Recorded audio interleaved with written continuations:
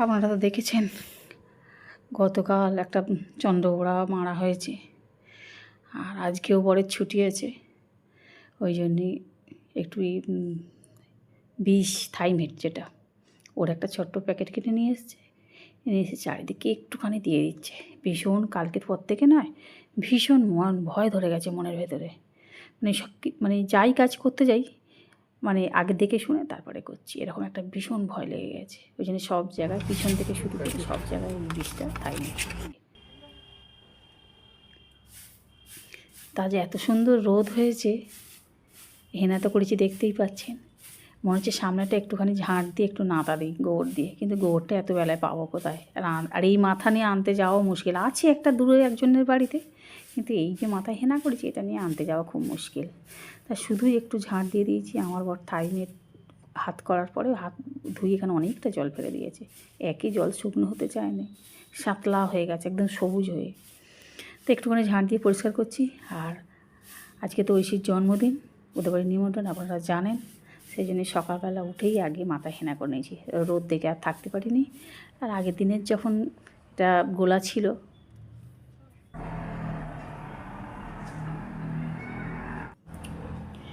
Good morning বন্ধুরা, নতুন আরও একটু ব্লগে আপনাদের সবাইকে স্বাগত। আশা করি আপনারা সবাই ভালো আছেন, আমিও ভালো আছি। আজ শুক্রবার সকালে পড়ানো হয়ে গেছে, সবাই বাড়ি চলে গেছে। আজকে মাছ টাছ সেরকম কিছু কিনিনি। ওবেলা একটা নিমন্ত্রণ বাড়ি আছে, একদম নিকট আত্মীয়, একদম পাশের বাড়ি। তো সেখানে খাওয়া দাওয়া সবাইয়ের, তো সেই জন্য এবেলা আর কিছু মাছ ফাছ সেরকমভাবে করিনি। এই মাছ মাংস করতে গেলে একটু রিচ হয়ে যাবে। একটু হালকা করে একটু ডিম ভাজা করে নেবো, ডিমটা আর কি করবো। সবাই টিফিন খাওয়া হয়ে গেছে, প্রায় এখন 11:30, 35-40 বাজে, 11:35-40 বাজে। আপনাদের সঙ্গে সকাল থেকে কোনো ভিডিও শেয়ার করিনি। এখন এসেছি, এই যে কালকে হেনা ভেজে রেখেছিলাম, আজকে হেনা মেখে নিয়েছি। রোদের খুব একটা তেজ নেই, আমি ভেবেছিলাম আজকে ভালো রোদ হবে, তো ওই আজকে করবো। তা শুকনো খুব একটা হয় না, করেছি তখন 9:30 মতন। 2 ঘন্টা হয়ে গেছে, তবু কিন্তু শুকনো হয়নি, রোদটা নেই তো সেরকম ভালো। মোটামুটি রান্না হয়ে গেছে সব। চলুন কী রান্না হয়েছে আপনাদের সঙ্গে একটু শেয়ার করি, আর রান্নাঘরের কাজ আর কতটা বাকি আছে সেটা শেয়ার করি। চলুন। এই যে সব রকম সবজি দিয়ে একটা তরকারি করে নিয়েছি। ডাল করেছি, এদিকে পটল ভাজা করেছি, চাটনিটা ছিল গরম করেছি, পটল ভাজা করেছি, একটু দইও আছে জানেন তো, টক দই। এই যে তবু আমার মেয়েদের খেতে অসুবিধা হবে, একটু মাছ না হলে ডিম না হলে ওদের ঠিক খেয়ে হয় না। আর হ্যাঁ, উচ্ছে আলু বেগুন ভাতেও দিয়েছি, কিন্তু তবু আমার মেয়েরা খেতে আপত্তি করবে। এদিকে সব কাজ সেরে নিয়েছি, এদিকে বুঝতেই পারছেন, একার মোছামুছি করে এবার দুটো বাসন মেজে নেবো, কারণ বাসন অনেক জমে আছে। চলুন, নিচেটারও অবস্থা খুব খারাপ। তবে হ্যাঁ, আজকে আমি আমার সবজিটা সিদ্ধ করিনি। রোজ রোজ না করে খেতে খুব খারাপ লাগে, ভালো লাগে না। সে এক মনে দোষ থাকে, ওদের যা হয়েছে তাই খেয়ে নেবো। তো ওই জন্যই তরকারিটা বেশি করে করেছি, আর আমারটা সিদ্ধ করিনি। এত কাজ করতে আর ভালো লাগে না। তো যাই হোক বন্ধুরা, তানিশা পড়তেও এসে যাবে, কারণ হচ্ছে ও এসে গেছে বাড়িতে। আর বাসন কটা ওই জন্য মেজে নিচ্ছি। আপনারা জানেন তো, আমি তো রান্নার পরে অনেক বাসন মাজি, রান্নাঘর মুছি। কাকিমা এসে জাস্ট শুধু ওই খাওয়ার বাসন, গ্যাসের ওভেন এইগুলো মাঝে। তাও আমি আবার একটা গ্যাসের ওভেনও মেজে নিই, গ্যাসের ঝিক যেটা যাকে বলে আর কি। কারণ কি বলতে কি অসুবিধা হয়, কারণ আমরা তো দুপুরের পর থেকে আমি আর আঁশ করি না, গ্যাস আর আঁশই করি না। কারণ ওই একবারই ধুই দুপুরবেলা, ব্যাস এই পর্যন্তই। চুবড়ি সব ধুয়ে রেখে দিই, বিকালবেলা আঁশের ধারে বাড়ি দিয়েই যায় না। যদি কখনো মাংসের তরকারি হয় তাহলে সেটাই খাওয়া হয়, আর তা না হলে এমনি সব যা হবে নিরামিষের ওপর দিয়ে। আর যদি কারো খুব খেতে ইচ্ছা করে তাহলে সে একটুখানি বাজার থেকে চপ কিনে এনে খেতে পারে। যাই হোক, অনেক বাসন মেজে নিয়েছি, এবার চলুন বাকি কাজগুলো সেরে ফেলি, কারণ হচ্ছে এছাড়াও তো অনেক কাজ আছে। আর তাই শেষ হয়ে গেছে, মাথাটা শুকনো করার ব্যাপার আছে আবার। এই কড়াটা এখন ভিজুক, সব একসঙ্গে বেশি ভর্তি হয়েছিল তো মাজা যাচ্ছিল না, মেজে ধোয়াটা যাচ্ছিল না, ওই জন্য ওপরে তুলে রেখেছিলাম। এই গ্যাসের ওভেনগুলো সব পরিষ্কার করে নিচ্ছি। আর তানিশা আসার পর তানিশাকে আমি যদি না দেখতে পারি না, ও পড়েও না, খুব মেয়েদের কাছে, খুব আমার মেয়েদের কাছে খুব গণ্ডগোল করে, ঝামেলা করে, তাদেরকে মারধর করে। এই যে এত ফলের খোলা, সবজির খোলা, এগুলো কিছু গরু খাবে তার জন্য আলাদা রাখবো, আর এই ডিমের খোলা, লেবুর খোলা বেছে বেছে সেগুলো আলাদা ফেলে দেবো। এর পিছনেও একটা খাটুনি আছে, তবু রোজ এই কাজগুলো আমাকে করতেই হয়, এগুলো একটা বাধ্যতামূলক কাজ।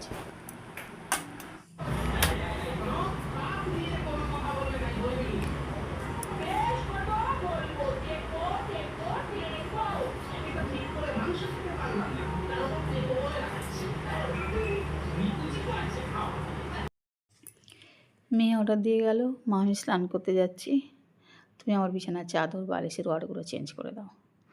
তো বুঝতেই পারছেন, বিছানার চাদর চেঞ্জ করতে গেলেও এর পিছনে আবার একটা কাজ পড়ে যায়।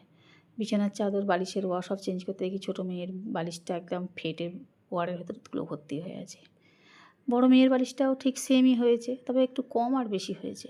ছোটো মেয়ের বালিশটা একদমই চারদিকে নয়ছায় হয়ে গেছে। বিছানার চাদর বালিশের ওয়ার চেঞ্জ করে সেই বালিশগুলো বসে বসে সেলাই করলাম। সেলাই করার পরে তারপরে সেগুলো হঠাৎই তানিশার মা ফোন করে বলল যে তানিশা আর এবেলা পড়তে যাবে না, বিকালে আসবে। ঠিক আছে, বিকালে আবার 3 জন হয়ে যাবে। আবার যে সন্ধেবেলা যে পড়তে আসে তাকে আমি বিকালে নিজে ডেকে নিয়েছি, কারণ সন্ধেবেলা যাবো ঐশীদের বাড়ি, তাকে বিকালে ডেকে নিয়েছি। বিকালে যে পরে আনার সেও আসবে। এখন হঠাৎই তানিশার মা ফোন করে বলল যে তানিশা আসবে বিকালে। ভালো হয়েছে, ওই জন্যই বিশেষ করে বালিশের ওয়ারগুলো সেলাই করতে সুযোগটা পেলাম। তো মাথাটাও শুকনো হলো আর অনেক কাজও হলো।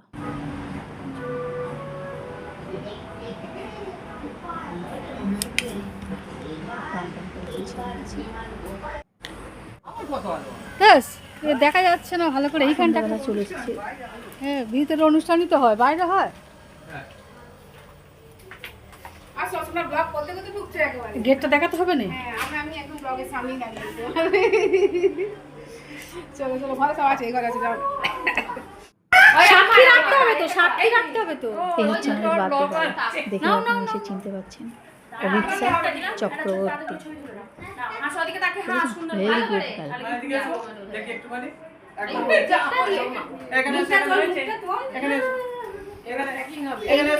এবার আনবক্সিং হবে। জামা কি দিয়ে জামা ঠিক করবে দেখ না, এখন খুলতে নেই, পরে খুলবো পরে। ও আচ্ছা, ওটাই তো দেখার জন্য এত ছটফট করছে, তুমি বললে হবে? ওই উপরে তুলে দে জন। না না, ওকে জামাই বাবু বলে দিয়েছে যে সব একসাথে খুলবে, কোনটা খুলে। ও আচ্ছা, আজ এবার জামাটা ঠিক হবে। সত্যি তো সুন্দর করেছে তো, কালারটাও মাটি মাটি লাগছে। এইটা এইটা ওটা ফ্লাওয়ার আছে, ওটাও ফ্রক। এটা ওর মনে দিয়েছে, সুন্দর দেখুন না। জল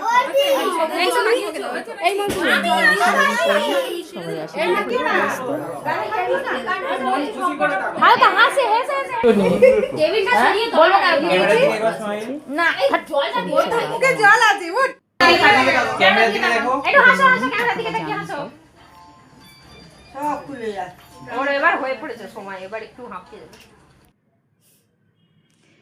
এই যে, তবে একটা হ্যাঁ, খাওয়ার পরিবেশনের দায়িত্ব কিন্তু আমাদের উপর পড়েছে, আমাদের মানে আমার উপরে, প্রতি বছরই এটা পড়ে। তবে অনেক রকম আইটেম ছিল। এই যে এবার কেক কাটার ব্যাপারটা দেখুন, 3খানা কেক এসে জড়ো হয়েছে।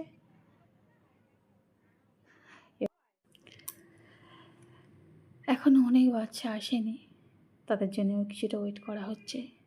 তবে আপনারা দেখতে থাকুন, আস্তে আস্তে আমার ফোনটা নয় একটা ঘোলাটে ভাব এসে যাচ্ছে, কেন জানি না।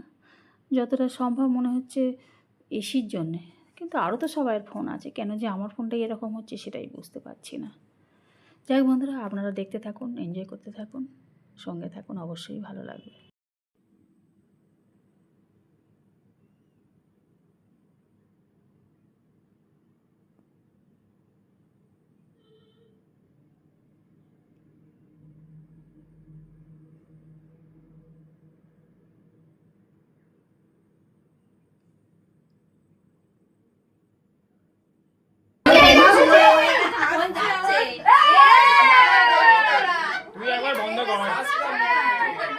তুই একবার বন্ধ কর, দরজা খালি বন্ধ কর। তুমি এদিকে চলে, এই গুরু তুমি এদিকে চলে আসো।